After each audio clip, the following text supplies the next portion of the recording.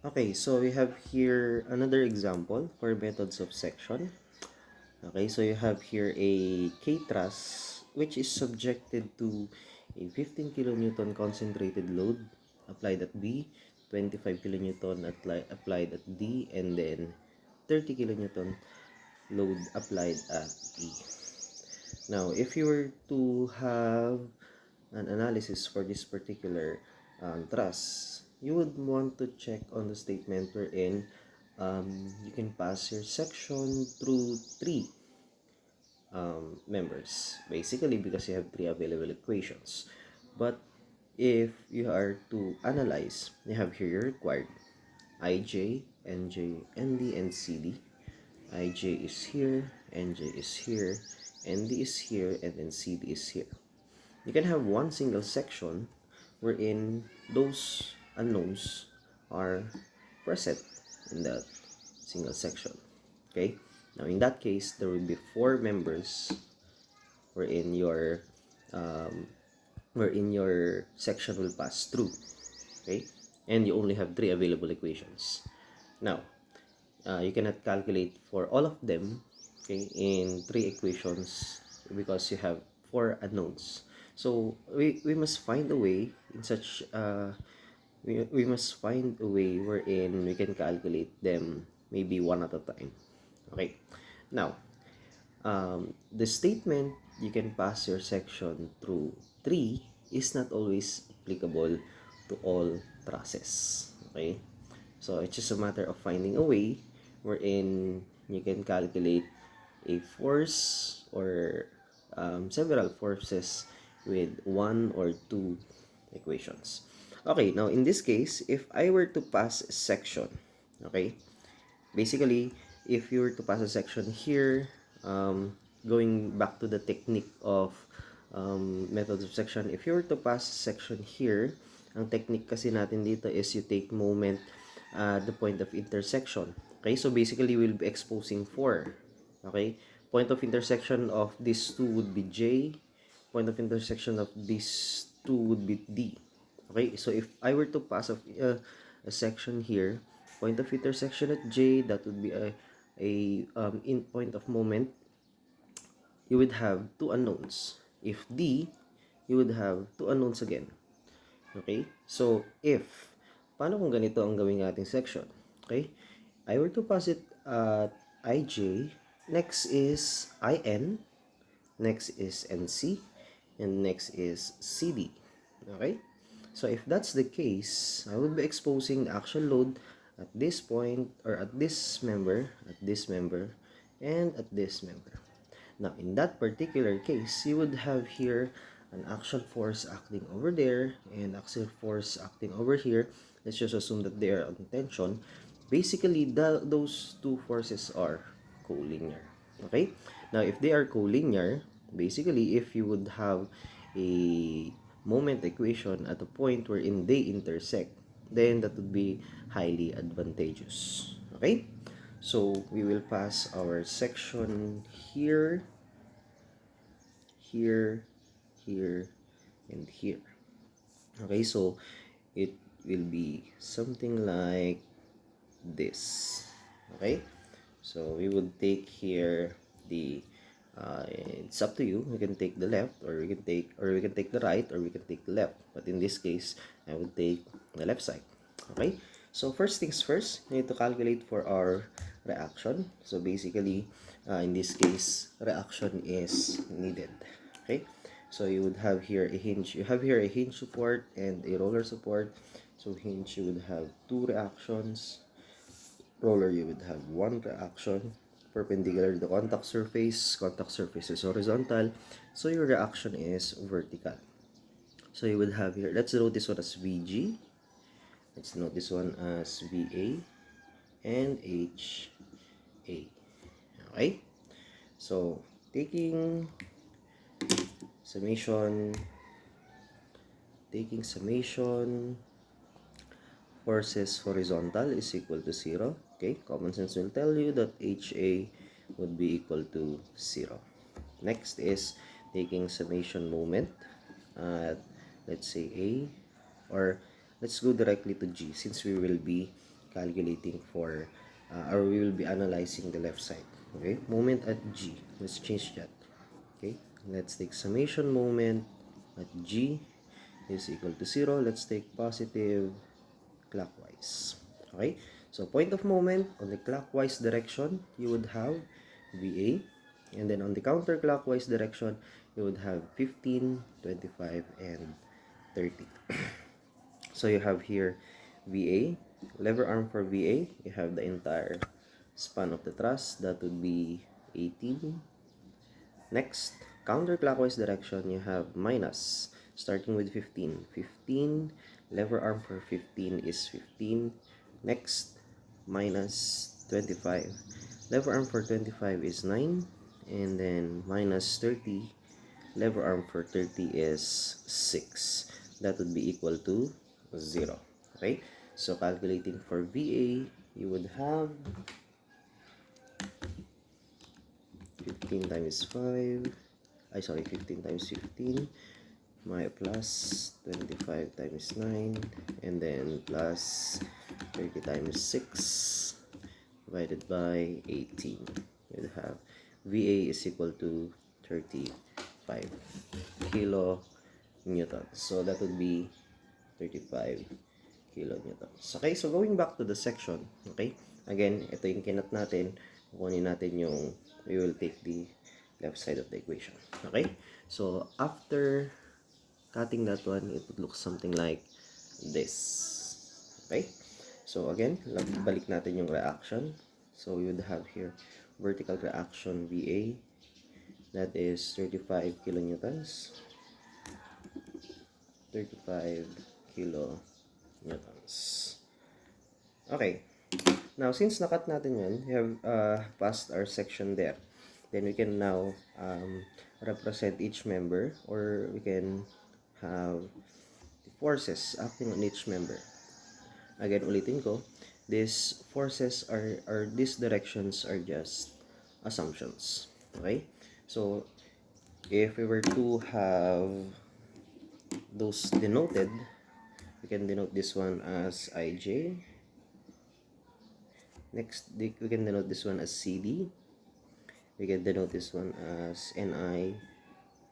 And we can denote this one as NC. Okay. So again, we take moment at the point of intersection of those forces which we do not need. Okay? So if we ever to calculate for the actual force acting on IJ rather, if we were to calculate for this one, intersection ng tatlong intersection of these three forces which we do not need for now would be at C. Then you can directly calculate for IJ. Okay? So taking summation moment at C is equal to 0. Let's take positive clockwise. Okay? On the clockwise direction, this is your point of moment. Clockwise direction, you would have the following. VA, that would be clockwise direction. And then IJ, clockwise direction. About C. And on the counterclockwise direction, you have 15. Again, ulitin ko, I'll just repeat this one for emphasis. Your direction here are just assumption. If your answer is negative, then you have a wrong assumption. You just need to change the direction of your force. Okay, so going back, clockwise direction, that would be IJ. Lever arm for IJ is 5. Next is VA, so plus, sorry for that, plus VA. Lever arm for VA is 6, and then minus, you have 15. Lever arm for 15 is 3. Okay, so that would be equal to 0. So substitute values you have calculated for VA, then you would have here IJ now is equal to, transpose that to the other side of the equation, cross multiply, you would have 15 times 3, and then minus VA is 35 times 6 all over 5. So that would be the actual force acting on IJ. Alright, so in my my calculation, that would be what? Let's compute for that one. That would be 15 times 3 minus 35 times 6 divided by 5. Negative 33 kilonewtons. Okay, so your assumed direction is tension. Your answer is negative.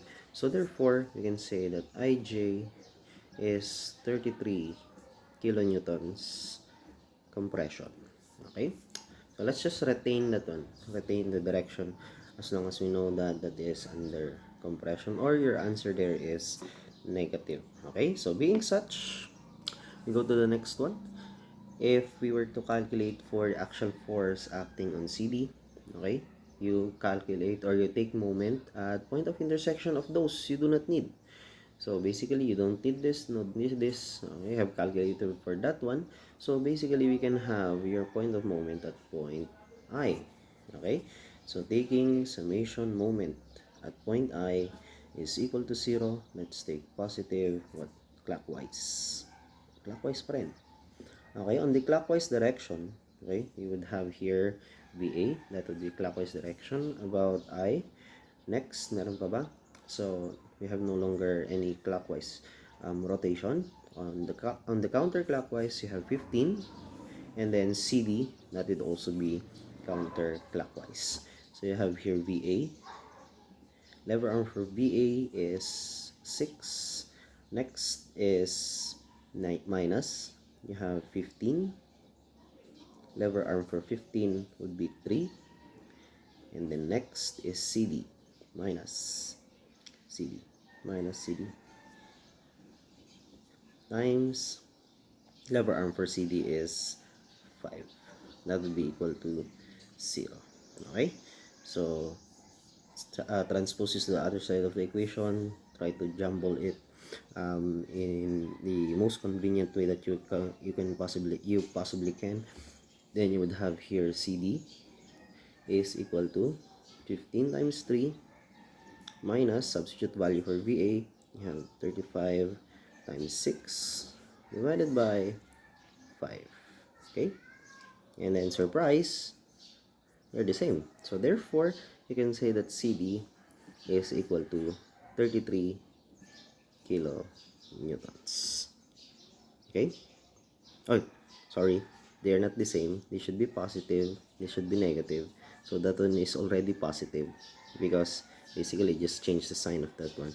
So CD is positive 33 kilonewtons, or CD is equal to 33 kilonewtons tension. Okay? Or another solution may be taking summation forces horizontal is equal to 0. Okay? Summation forces horizontal is equal to 0. Let's take positive going to the right. Now, in our diagram, both of them are going to the right, correct? Okay?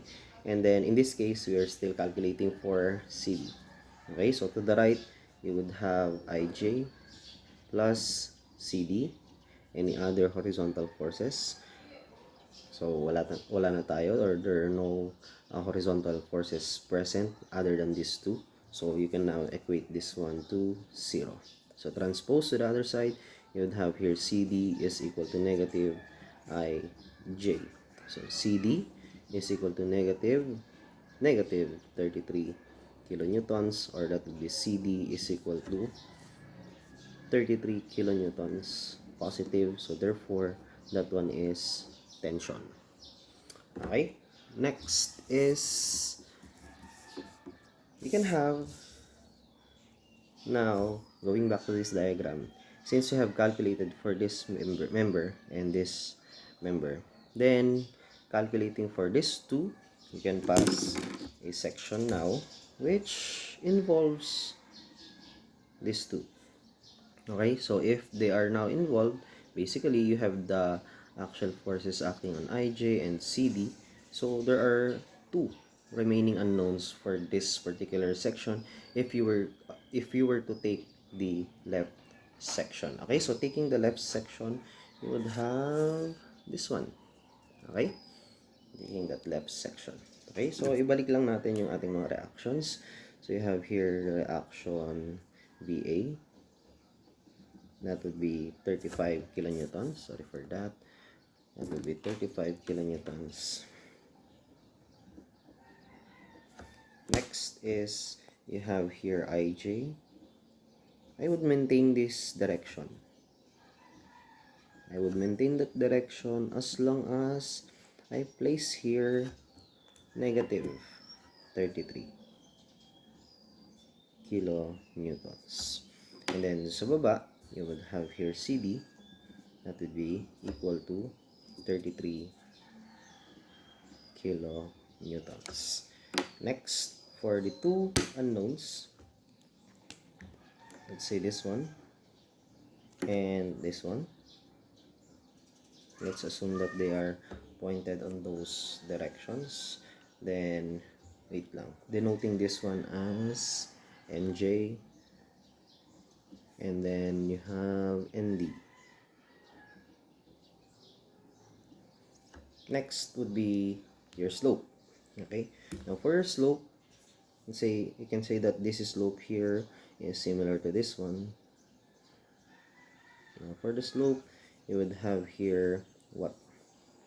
Again, this one is at the mid height. So basically, the height of this one is 2.5. This one is 3. So the proper pitch for this one is, you can round it up, 5, 6. And then what would be the hypotenuse? 6 square is 36 plus 25 is square, or 5 is square. So 36 plus 25, we would have square root of 61. Okay? Okay, now in this case, you don't know, I prefer to have summation forces. Okay?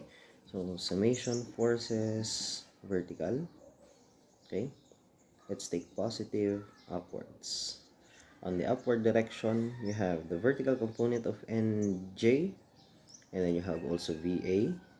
What else? On the downward direction, you would have here ND, vertical component, and then on the downward also, you have 15. Okay? So, upward muna tayo. Okay? So, sorry, I messed up. That would be summation forces vertical is equal to 0, positive, upwards. Okay? Ulitin natin, you would have here NJ. Vertical component natin is 5 over square root of 61. Okay? And then, what else? You have there plus BA. Okay? Now, on the downward, you have here minus. You have ND. Vertical component, that is also 5 over the square root of 61. And then, minus 15. That is equal to 0. So, you have here two unknowns for this equation. So, you can place these two constant on the other side of the equation. Simplifying, you would have here NJ times 5 over the square root of 61, and then minus ND times 5 over the square root of 61 is equal to positive 15 minus 35, or this one can be reduced to 20. Okay, so set that aside, equation 1. Ay, sorry, hindi na pala nakikita. Okay, so next. Sorry for that. Next is summation forces horizontal is equal to 0. Let's take positive going to the right. So basically all of them are going to the right. So you would have here, unahin natin si NJ since he went first. So you have here NJ. Horizontal component is 6 over the square root of 61. Next, plus, you have there ND. Okay, horizontal component 6 over the square root of 61, and then plus you have IJ, and then plus you have CD is equal to 0. Let's just transpose this first before you substitute, such that so that we won't be confused. So you will have here NJ times 6 over the square root of 61 plus ND times 6 over the square root of 61 is equal to negative IJ minus CD.